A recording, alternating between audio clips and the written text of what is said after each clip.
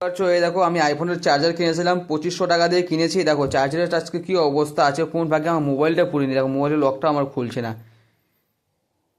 এই দেখো মোবাইলে দেখো চার্জারের অপশন দেখো কি অবস্থা হয়েছে, কোন ভাগে মোবাইলটা আমার খারাপ হলো না। এই দেখো চার্জার গোটাই পুড়ে গেছে, কালকে কিনে নিয়ে এসে আজকে পুড়ে গেছে। দেখো কেন যে এরকম হলো বুঝতে পারিনি, চার্জারটা খারাপ দিয়ে দিচ্ছে নাকি। এটা খুলতেছেই না, এই দেখো খুলতেছে না, খুলতেছে না, এটা খুলতেছে না, খুলতেছে না। আমার চার্জারের ডাটা কেবল টেবিল সব নষ্ট হয়ে গেলো।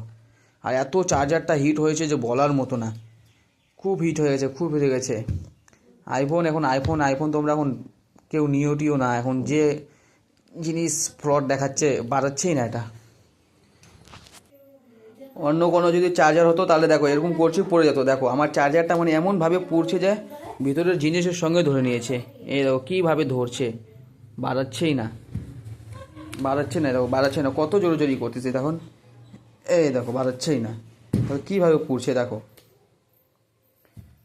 তোমরা একটু চার্জার মার্জার যদি তোমরা নাও আইফোনের তাহলে একটু ভেবে চিন্তে নিও, ভেবে চিন্তা করে নিও। দেখো কী অবস্থা হয়েছে, দেখো কীভাবে ভাঙে টাঙে পুড়ে টুড়ে এঁকে কার ই দাম।